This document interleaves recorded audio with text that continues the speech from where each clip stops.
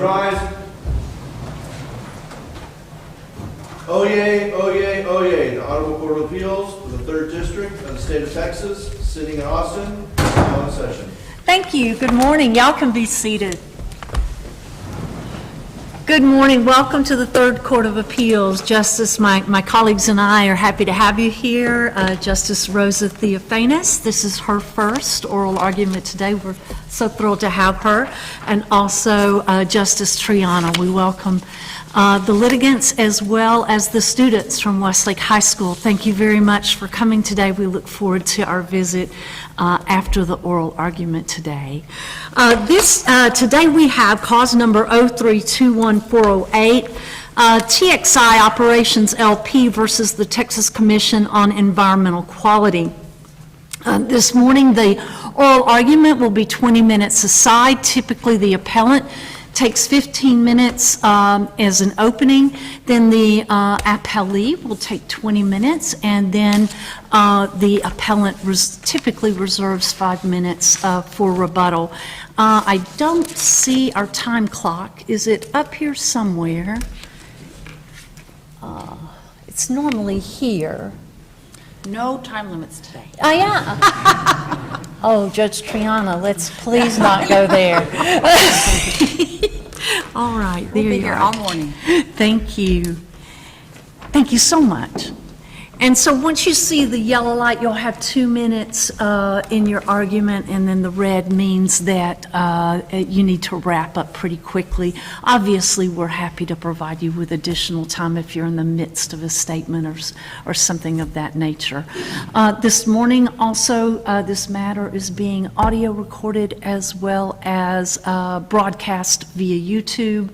All of that will be available later if you wish, in your viewing pleasure, in your downtime, to also check it out again online. But this morning I'd like to take announcements of ready from each side. If I could get introductions from the appellant. Your Honor, Chris Smith on behalf of TXI Operations LP. Thank you, Mr. Smith. Your Honor, Mark Steinbach here on behalf of the Texas Commission on Environmental Quality. All right. Good morning, Mr. Steinbach. Nice to meet you. Mr. Smith, if you are ready to proceed, you may take up the podium.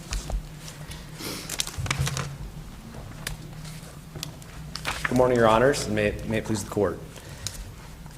TXI owns and operates concrete batch plants across the state of Texas. Concrete is a product that's actually combines Portland cement, water, and aggregates like sand and gravel, combines them together at a batch plant. At the batch plant, they're loaded into concrete trucks, which are with the mixing drums, which we see rolling around towns. And from there, the concrete is taken to construction sites where it's used in foundations, roads, and all sorts of other parts of our infrastructure. Because once you mix the concrete, it has a limited life, the concrete batch plants have to be sited near where there's development. And so we have concrete batch plants all across the state and in our cities, particularly in suburbs where there's a lot of development. Concrete batch plants, they produce dust, which technically is referred to as particulate matter, and therefore they require authorization under the Texas Clean Air Act from the TCEQ. There are different types of authorizations, which range from, on the one end, the most stringent end, a individual permit, which is where the TCEQ looks at a specific facility and drafts a permit specific to that facility. On the other end, there are things called permits by rule, which are simply authorizations in the Texas Administrative Code, where if you meet the requirements, you're covered. In the middle, we have something called a standard permit, and that's where there are specific enumerated requirements that an applicant must meet, but the applicant has to actually apply to TCEQ. The TCEQ has to issue the standard permit for that applicant. For concrete batch plants, there are two types of standard permits. There's the original standard permit, which was promulgated back in 2000. And in my brief, that's what I refer to as the regular standard permit. That permit is less stringent, but it is subject to the contested case rules. So A protestant who doesn't like that application has a right to go to a contested case hearing. In 2003, the legislature authorized TCEQ to issue an enhanced controls standard permits for concrete batch plants. It's codified in section 382.05198 and 99 of the Clean Air Act, and as its name suggests, it involves more stringent environmental controls than the regular permit. The technical requirements are listed in section 5198, and there's a lot of them. The one that's at issue in this case is a requirement that the bag house of the proposed facility, and the bag house is actually a control device which takes exhaust air and dust is captured by bags, that bag house has to be at least 440 yards from any, quote, building used as a single or multifamily residence, school, or place of worship. The enhanced controls permit is not subject to a contested case hearing provision, but there is a public hearing that has to take place, and 35 days after the public hearing, the executive director of TCEQ is required to either approve or deny the permit, and if it's a denial, the ED has to state the reason for the denial. So TXI applied for a enhanced controls standard permit to construct a concrete batch plant in Collin County in June of 2019. In October of 2019, there was a public hearing. And at this hearing, a gentleman by the name of Nicholas Knopp submitted an affidavit which claimed that his parents, when they weren't traveling in their motorhome, resided in a building on his property within that 440-yard threshold. But in addition, Mr. Smith, didn't he also give oral testimony to that effect, and wasn't TXI there? And was there any comment by TXI at that point? That is correct, Your Honor. He did give oral testimony. TXI was there, and TXI, frankly, was caught off guard because this was the first mention of this, the first time they became aware of this allegation. I do want to clarify that there's no dispute that the building in question is within the 440 yards. But yes, that was the first time TXI became aware of that. I do want to point out, though, that in the ED's denial letter, the only thing that was referenced was the affidavit. Did not reference Mr. Knopp's oral testimony or any other oral testimony or comments given at that public hearing. And was that affidavit filed in a public record that was accessible to TXI right after the hearing? So TCEQ takes the comments that are recorded, and then they are put on a database. It takes a few days. I don't exactly know how long that. It's not immediate. It's a few days later. I can tell you that at the hearing, TXI was obviously alarmed by this, and we started our own investigation, which included Public Information Act requests to Collin County to find out more about this building, and sending somebody out to take a look at what this building actually was. The TCEQ executive director also sent someone out 3 days after the hearing, one of their own inspectors, and that's in the brief, and you've probably seen her pictures. Before we leave the subject of the affidavit, Oh. I wanted to ask, so I think your briefing says that TXI didn't obtain a copy of the affidavit until after the decision by the ED, and yet TCEQ says that it could have been easily obtained during that time period. So how would you explain that? So it is correct that TXI did not obtain it afterwards. I don't know. I can't answer exactly when that document went up on the database. It went up a few days later. What I can say is TXI was aware of the allegations verbally. It became aware of it and had started its investigation, but we hadn't got all these documents back and stuff prior to the denial letter. So the denial letter came out, I believe it was 14 days after the hearing, which was about 20 days prior to the deadline for the executive director to issue the decision. And so we were still gathering information when this denial letter came out. But is it your position that TXI did not know anything about the residential or the alleged residential property until the hearing? That's correct. And do you know, is it true, I believe that the state has said that the affidavit was actually filed with the, I guess, the chief of the clerk's office before. Do you know whether that is true or not? The date of the affidavit is the 14th, which is the same date as the hearing. So I think it was filed, After. Mr. Steinbach may be able to address this better than I can, but my understanding is TCEQ takes the comments from the meeting, files them, and then they're posted.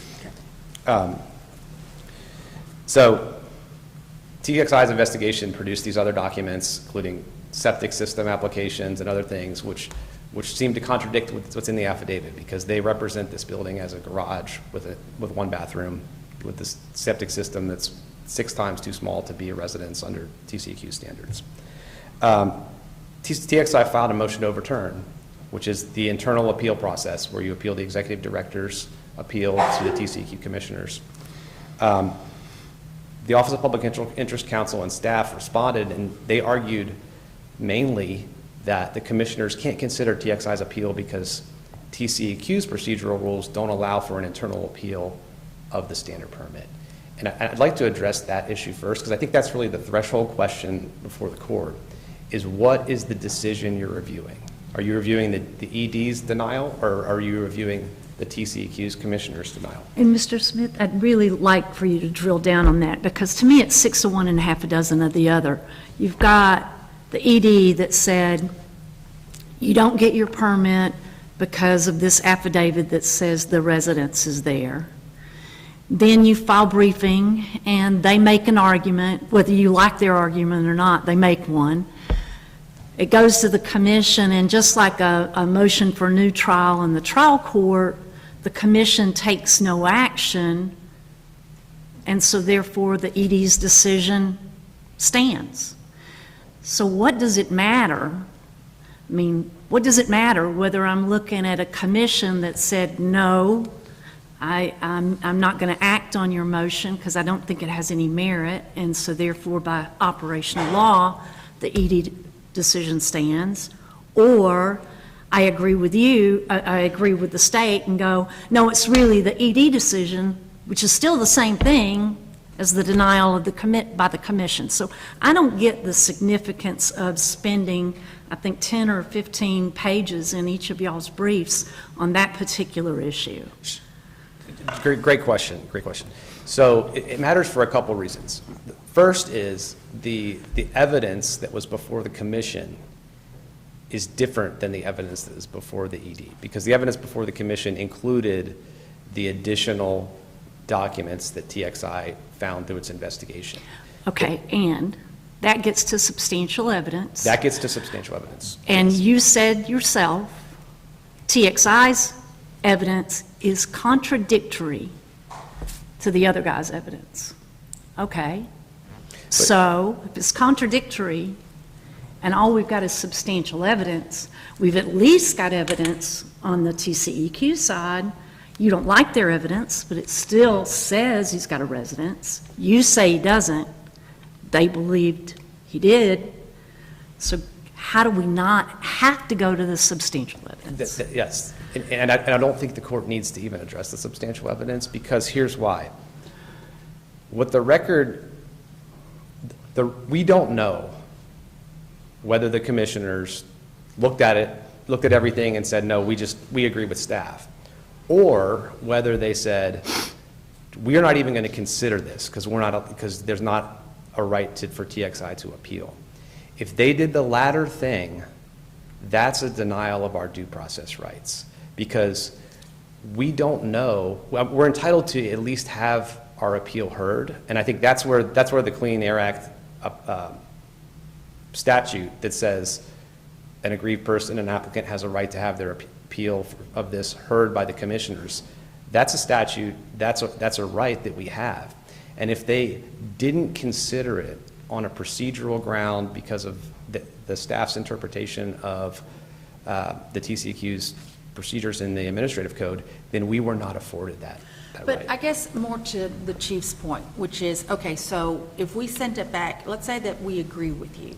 And I have to tell you, this is very interesting, having been a district judge doing administrative law. It's not often that we have this procedure where the state is saying, oh, no, that's all you get is just the EDs.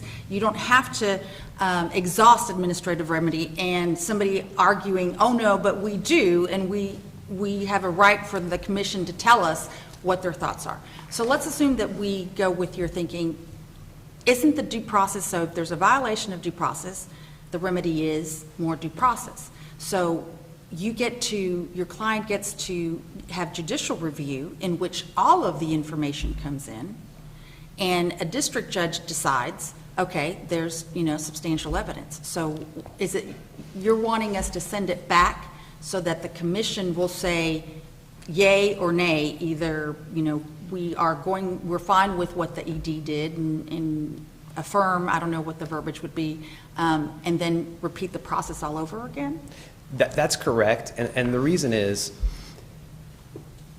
if the TCEQ commissioners are not required to consider the appeal from the executive director, then there's no mechanism for redress. Because if you guys send it back, the commission, they might reach a different conclusion with that express direction that, yes, you have to consider it. It's possible that they wouldn't. It's possible that they would look at it and as the chief mentioned, just say, no, we're going to stick with our guns and stay the affidavit, and I might be back here in 3 years arguing substantial evidence.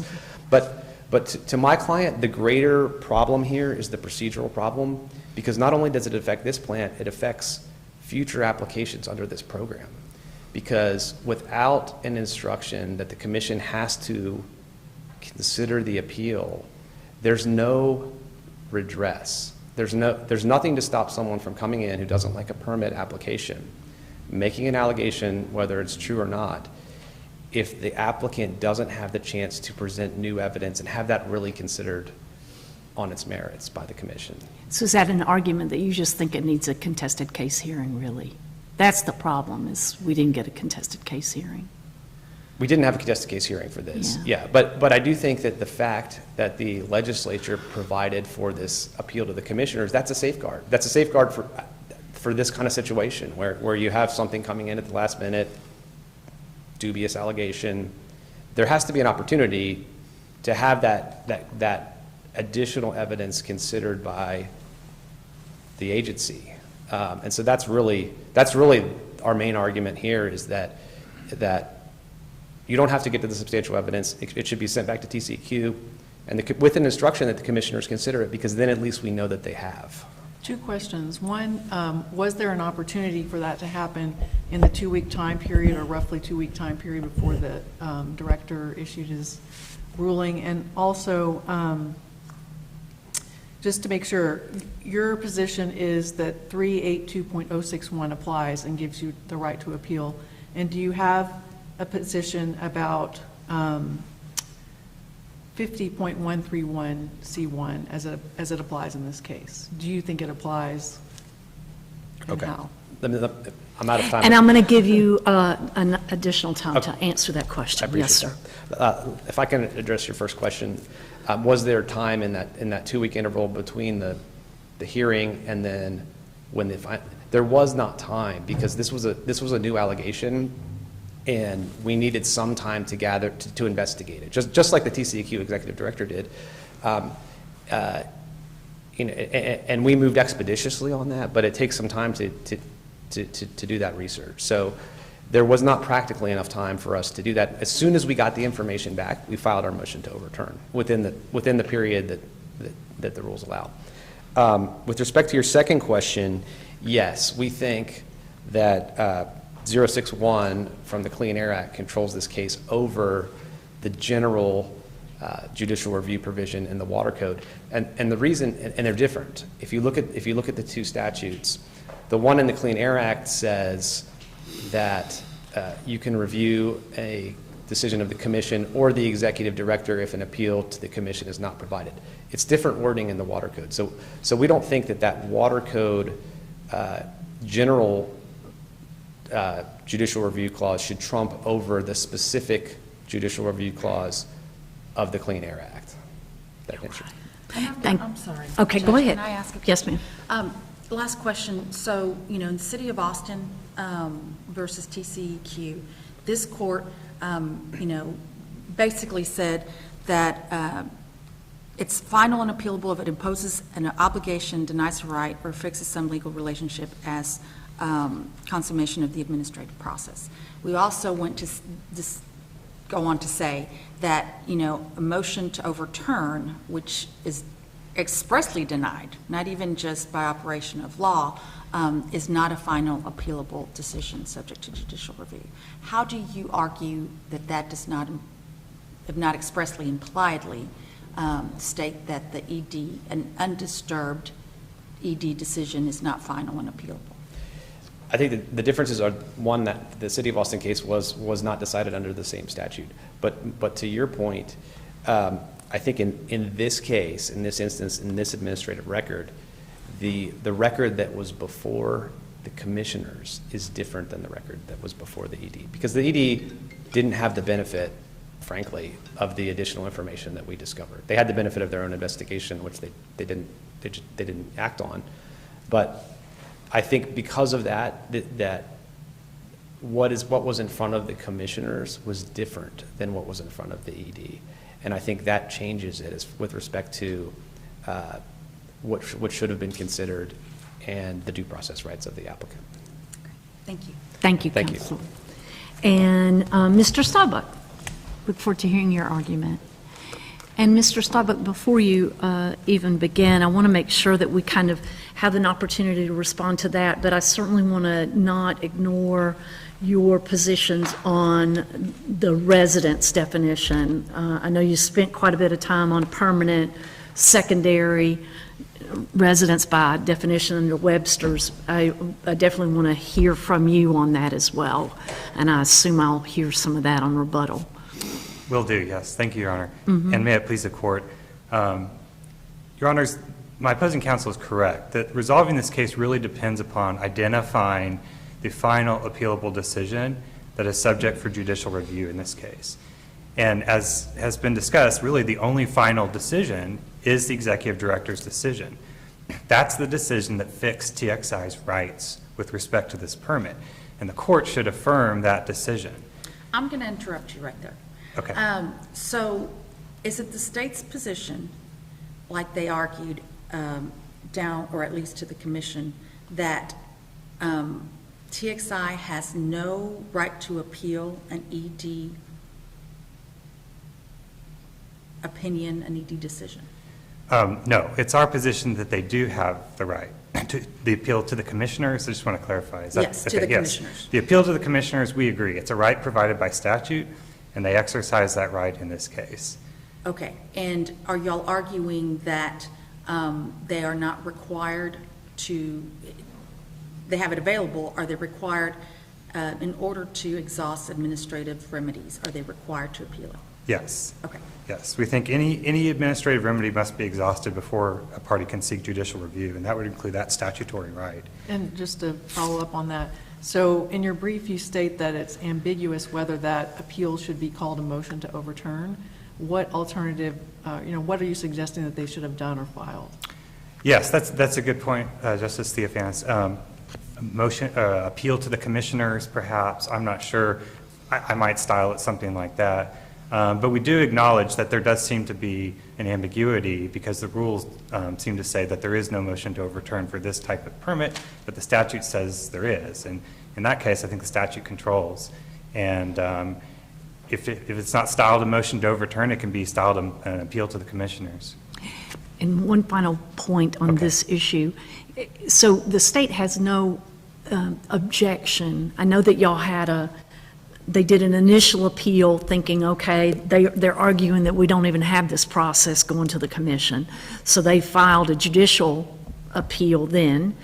And then by operation of law, the commission took no action, and so the ED stands. Then they filed a second petition.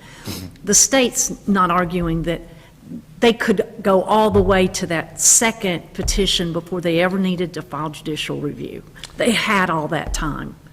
because they needed to exhaust their administrative remedies to get through the commission, correct? That's correct, Your Honor. Okay. And we just consolidated the two lawsuits. below. Right. But I just wanted to make sure that you were standing on all fours, that you were okay with them waiting until the commission took no action and it became final. Well, the ED's decision and your Remains. position is standing. That's right. That's Okay. right, Your Honor. All right, thank you. Yes. And so, just, I'm sorry. That's okay. But if they were to have called it an appeal, you're not arguing that that would have changed anything in our analysis, are you? If they called the motion to the commissioners an appeal, right, I'm saying that would not change anything. Correct. Right. You're still, regardless of what they called it, we Yeah. don't need to be hung up whether it was Right. called a motion to, or an appeal versus a motion to overturn. Yes. But did the state take the position in front of the commission that they couldn't hear it because it was a motion to overturn by statute? Right, the executive director and I believe the Office of Public Interest Counsel included arguments that there was not a motion to overturn, and they cited to that rule, I think it's 50.131, but they did not address the statute. And I'm not sure what their position would be on the statute. But Your Honor, yeah, as previously discussed, it is like a motion for new trial. And that really gets to the problem here, is that you cannot wait until your motion for new trial to really put on your case in chief, which is really what they have attempted to do here. What you get judicial review of is the executive director's decision. And City of Austin versus TCEQ, it controls here. So is there any discovery mechanism prior to the public hearing that TXI should have gone through to confirm for themselves that the three structures that were within 440 yards of the bag area were not or were residences? Is that what the process would have been? There would be, because he says they were surprised at the public hearing that for the first time this thing that looks like a garage, a metal garage, is being claimed as a residence. Right, and we certainly understand that. But I would point out there is no discovery in these types of proceedings. And I think it's also important to note that TXI itself chose this type of expedited permitting process in which there is no contested case hearing, there's no evidentiary hearing, no discovery, and generally that benefits applicants. They like to be able to do that. This permit is intended to be a kind of, very quick, uncontested matter where you show that you've demonstrated everything and there's a public meeting on it, but there's no contested case. Frankly, it's not well designed to handle factual disputes. Factual disputes are handled at SOA through a contested case process. And so they had the choice. That's For right. a concrete batch, you can choose either or. You don't That's have right. to go through this. It was their choice to choose this procedure, and we're surprised that there is a factual dispute apparently about this residence. The way that it's resolved is that it's just the executive director's decision. The executive director has to weigh that evidence and decide, is there a residence here or not? And I would also point out that it's the applicant's burden here. They're the ones seeking a permit. They have to demonstrate that there isn't a residence. And so under these facts, the executive director's decision is clearly passes substantial evidence, simply based on the affidavit, but also based on the oral testimony. And at the time the executive director made the decision, there was no controverting evidence from the applicant. So that easily passes the substantial evidence standard. I also wanted to address the judicial review issue because this is also important. TXI takes the position that it cannot obtain judicial review of the executive director's decision under the Texas Clean Air Act, and that is simply wrong. That decision is reviewable under 382.032. And this court has long recognized that ED-issued permits under this new source review program are reviewable under this statute. The predecessor of this statute goes back to the 1970s, and we cited the Texas Air Control Board versus Travis County for that proposition. And the court held that so long as you exhaust your administrative remedies, you can get judicial review of an ED-issued permit. And that has been the case for decades. The problem is that they are relying upon a 1993 amendment to the Texas Clean Air Act that has nothing to do with these new source review permits. It was all about implementing a Title V permitting scheme in Texas. And it did two important things to do that. Number one, it made a change to 382.061 to exempt those new Title V permits from that interagency review process that we've been talking about. And then it added language to 382.032 to ensure that those Title V permits would be directly reviewable in district court. And so that's where this language comes from that TXI is hanging its hat on, where it says, or of the executive director if an appeal to the commission is not provided. That's the legislature identifying those Title V permits and making sure that those are reviewable. This comes across clearly. I just want to emphasize this, Your Honor. In the legislative history, it is absolutely clear that this was the legislature's purpose. In the bill analysis to House Bill 2049, they say expressly that that's what they were trying to do with this amendment. So the context shows it was not intended to abolish judicial review for permits. It was intended to add judicial review for a new type of permit. And I also want to point out on this point that the kind of the absurdity of TXI's position, they're basically arguing themselves out of judicial review altogether under this argument about the Texas Clean Air Act, because there is no, as we've discussed, there is no judicial review of a motion to overturn. And if there's also no judicial review for the executive director's decision, well, then they're left with nothing. And that's clearly not the legislature's intent here. So we think there is judicial review under 382.032, and if there isn't, 5.351 is kind of a backstop. It provides, of the Water Code, it provides judicial review of executive director and commission acts where other statutes don't. And that's what the legislature intended. They wanted there to be judicial review of permitting decisions, and they provided ample opportunity for that in the statutes. Now, I'm also going to address the residence question, Your Honor. On that question, it's not a term defined in the Texas Clean Air Act, and so we think that it's appropriate to just apply the plain language of that term. And we cited to a case that applied Black's Law Dictionary's definition of that term, which is important because it is the definition of that term without qualification, simply a residence. It is simply, under that definition, a person's dwelling place or place of habitation. And since the term that appears in this statute is without qualification, that's the appropriate definition to apply. And it has also been applied in other statutes. I believe the other one where we found it applied was a statute in the property code governing executory contracts for real estate purposes. But the key here is that it's just residence. It's not permanent residence. It's not secondary residence. It's just plain a residence.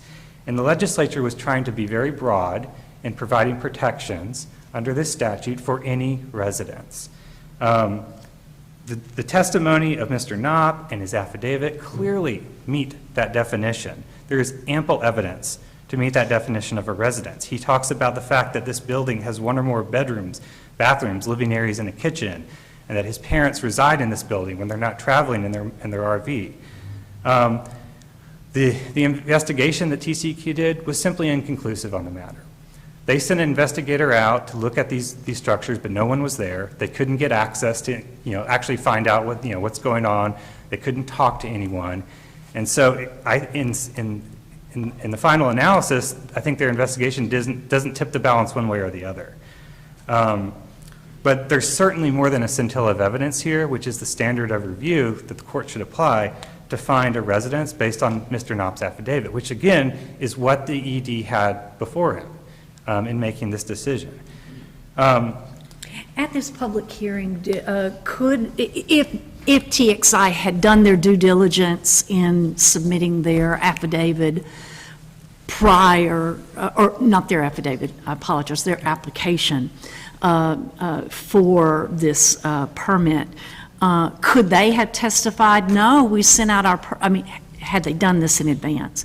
Could they put their investigator on and say, here, we've got these pictures, it really looks like a garage, it is a garage, and it's not really a residence? Would they have had that ability at the public hearing, just like Mr. Nobbs had the ability to give oral testimony to the executive director? That's a very good question, Your Honor. I'm not sure of TCEQ's process on that. I hesitate because it's a public hearing. It's intended for there to be public comment. If the applicant wanted to controvert those statements, I would say the best way to do that was to directly communicate with staff. And that's another important point about this process that I want to emphasize to the court. These permits are an iterative process. It's not like you mail in an application and sit back and wait for your permit to come. There's a back and forth that happens throughout the process.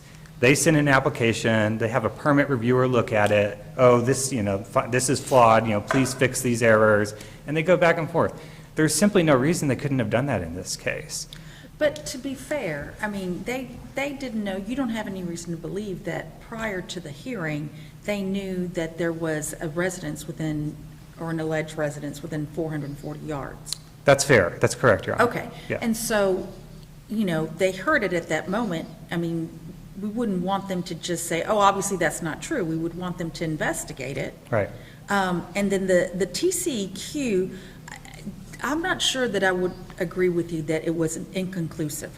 I think, whether we agreed they did a whole lot or not, basically they said that it did not appear to be a residence and uncovered no additional information contradicting their assessment. Is that not correct? I don't remember the precise words, but that's probably a fair characterization. I do recall that they emphasized they could not verify the use of the property. And that was done after the hearing, correct? Correct. Okay. Yes. But I would just go back to the substantial evidence standard. We have a sworn affidavit by this gentleman talking about how his parents specifically used this building. That easily passes the definition of a residence. Mr. Steinbach? Yes.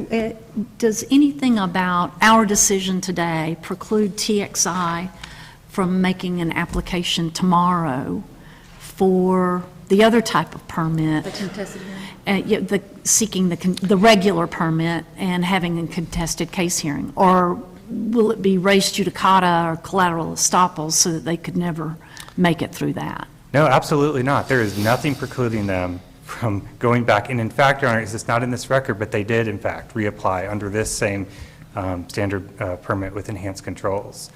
Simply moving the facility. The bag slightly. area? Yeah, moving it. But Your Honor, it's not in this record. I just wanted to mention that for full disclosure. But it wasn't a contested hearing? No, it wasn't a contested case. But absolutely. I mean, and this is an important point, and I think they cover in their brief. They talk about, well, there's no process. There's no mechanism for us to, take testimony or do discovery. Use the other permitting process. That's what's available to you. This permit is meant really when the essential facts are not in dispute. And so often for these kinds of things, they aren't. It's either within 440 yards or it isn't. And if the agency can verify that, they ought to be able to move forward. But yeah, there is another permitting mechanism available to them. I also wanted to address TXI's proposed definition of residence. It does not work for this scheme. So they have pulled the definition of a second residence, actually, as a construction of the word domicile that appeared in the former venue statute. And that is completely far afield of what the legislature is trying to do in this statute. The venue statute is just trying to establish a defendant's relationship with the county of suit and how permanently established they are. But of course, there's no requirement for permanence in this. The legislature is trying to be protective of anyone within any kind of residence, no matter how permanent it was. So, Mr. Yeah. Steinbach, in the work that I did in the trial court, I had people living in sheds with no plumbing and no toilets, no electricity. Arguably, could that be the case here where, however, the little sheds that you can pop into your backyard and poof, now we have a residence? Is that a viable option under this permit that could preclude getting a permit? Well, I think that it's important that it would have to be, of course, a case-by-case determination. I think that there's a certain line between maybe a residence and camping that might be a little bit, fuzzy. But, Your Honor, you make a great point, that a residence doesn't necessarily mean a single detached family home with a white picket fence. And, I mean, our concern is an overly narrow definition of residence being applied here that could exclude maybe less traditional, more rustic kinds of living situations that ought to be protected. And we know that the legislature had broad protections in mind. I think we mentioned this in our brief, because if you look at the other categories that are subject to this 440-yard limit, places of worship, schools, those aren't occupied, every day out of the year, obviously. And so an overly restrictive definition, I think, is inappropriate here. And I would just like to address the due process issue as I'm running out of time. They were provided due process. Due process requires notice and an opportunity to be heard, and they certainly had both of those. They had notice at the public meeting where Mr. Knott, stepped up to the front and made his statement, entered his affidavit, and they had an opportunity to obtain that affidavit. Yes, it's correct. I think this was also discussed earlier. It was put up on TCEQ's website after the hearing. And even if they couldn't find it on the website, they could have simply asked the permit, review team, hey, we'd like a copy of that affidavit. And there's nothing in the record to show they were ever denied access to the affidavit, anything like that. They simply didn't move on it. And the other thing, too, I would point out is there's simply no communication from them whatsoever. They could have also just said, hey, we would like a chance to investigate this ourselves. Please give us, a certain number of days so that we could look into this. It was just radio silence after the public meeting. And so the executive director, made the move forward with it. He had a clock that was ticking on his deadline to make that decision. So they were provided notice, and also there's multiple issues here, but also with regard to any complaints about the process before the executive director made his decision, that wasn't preserved because they did not include that in their motion to overturn. Mr. Steinbach, one more question. Yes. Do you agree with Mr. Smith that the crucial question that we have to answer is which decision is final? Yes, I think this case turns on what is the final appealable decision. If we were to find that the overruling of the motion by law is the final decision, how would that change then your argument? Then would you agree with Mr. Smith that it goes back?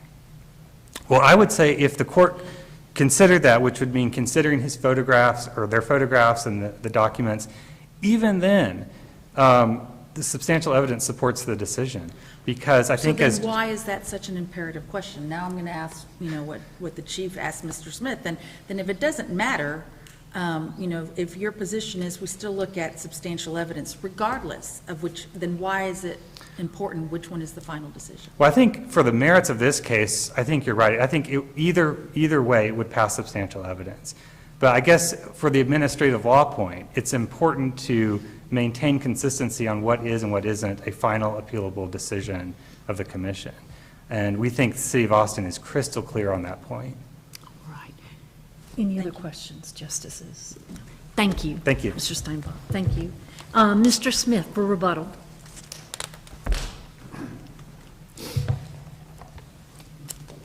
I'd like to address briefly this idea that the appeal to the commissioners is a motion for a new trial. I don't think it's the same thing because there's not actually a standard of review specified in the statute for what the commissioners can consider when reviewing the executive director's decision, unlike a judicial appeal to a court.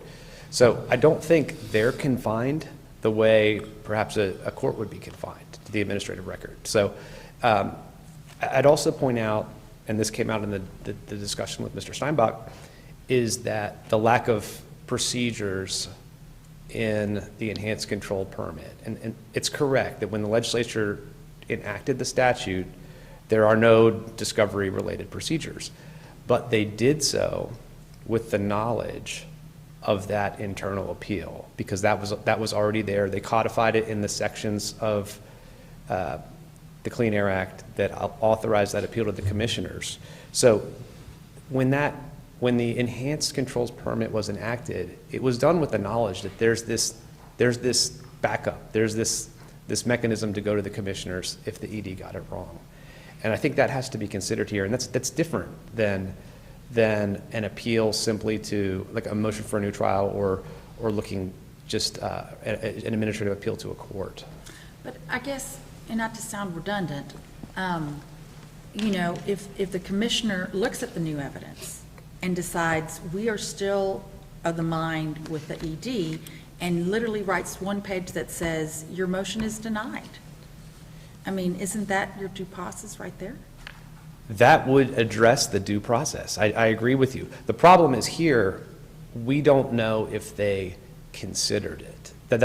So the distinction is, if the commissioners did what you're suggesting, all we would have is a substantial, we'd be arguing about the evidence. I agree with you. That would be it. The problem is here, we don't know that our appeal was actually considered because of the arguments that were being urged, which the state now disagrees with.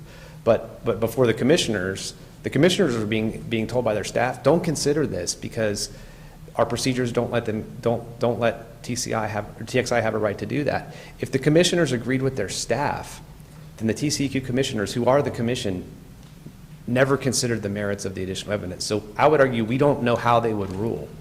Let me do another play off that that's kind of similar in the law. You know, we as appellate judges, we see a battle between two parties at the trial court level of motions for summary judgment, and each motion has got 10 or 15 elements in it from each side, and we get a one-page decision from the trial court that says, your motion's granted, yours is denied. It's what we get. And the law allows us to look at every argument known to mankind, and if it supports the granting of a motion, any one of them, even though it wasn't the one in the mind of the judge, the trial judge, then we affirm it. Why isn't that the same here? Regardless of what the commission did, one way or the other, you've got them, at the end of the day, the ED's decision stands because they denied your motion for review. We don't know why they did that, but it just stands. And is it all because you tendered additional documents at the end? Between the ED decision and the commission decision, is that the difference? Is it because, unlike the motions, the dueling motions for summary judgment, you added extra evidence after the ED decision? Is that the difference? That is a difference, yes. And I'd say the other difference is because we don't know, we don't know what was in the mind of the commissioners. Right. But the problem that makes this case harder is because one of the grounds, if they went with what their staff said, they violated the Clean Air Act requirement that they take up the appeal. And so it's a different situation because they never did that. We don't know that they actually made that consideration. Do you agree that it was TXI's burden of proof walking into that public hearing to prove that there was no residence within 440 yards? I disagree that there was a burden at the hearing. I agree that with the application, it is the burden of the applicant to prove that they're qualified under the terms of the standard permit. So I don't think that had to be made at the hearing. But I think wouldn't that mean that you would have to exercise some due diligence before you tendered your application, where I looked at all this stuff, all these three structures, and I interviewed the landowner, and I talked to them, and I went and visited with them, and I know there are no residences here, and here is my affidavit. That's correct. There has to be due diligence, and in fact, in this case, there was due diligence in that the application itself had a map which showed here's the 440-yard circle, and that map's attached to Mr. Knott's affidavit too. And I think my response to that is that building, there's nothing to alert even someone doing due diligence that building would be claimed as a residence under a reasonable person. Now, could someone be camping out in there? I guess it's theoretically possible, but that's not something that it's nothing that obviously appears that would have been caught on any due diligence. And I'm sure my client wouldn't have applied for it had they actually thought that this was a residence. They would have moved the baghouse, but. And I'll let you wrap up with a Okay. final. Can I ask one more question? Of course, yes. You're urging that we shouldn't consider it like a motion for a new trial, which in a motion for a new trial, one of the reasons you can argue is newfound evidence. As an appeal, which is what, the Clean Air Act offers, we don't usually have new evidence on an appeal in the strictest of terms. So isn't it, if what you're asking for is an appeal under the Act, wouldn't that pretty much not allow your client to put on any more evidence? So in the district court case, we actually tried to depose Mr. Knopp. And we were not allowed to do that. Because we could not add additional evidence before the court. But I think before the TCEQ, there's nothing in the statutes that would prevent the commissioners from considering the additional evidence that we found. So I agree with you that the law is we can't bring additional evidence to the courts, but we could bring additional evidence after the ED's decision to the commissioners. So I'll wrap up, Your Honors. This case, as you can tell, for my client is more than about this Farmersville plant. It's really about precedent and the concern of allowing someone to come in and just make an allegation and boom, there's not a way to, no matter how expeditiously you try to investigate and present new evidence, there's not a real way to have that allegation considered with potential contrary evidence. I appreciate the time. Thank you. Thank you, counsels. The case will be submitted, and the court will stand in recess. Thank you very much. Y'all can be excused. All please rise.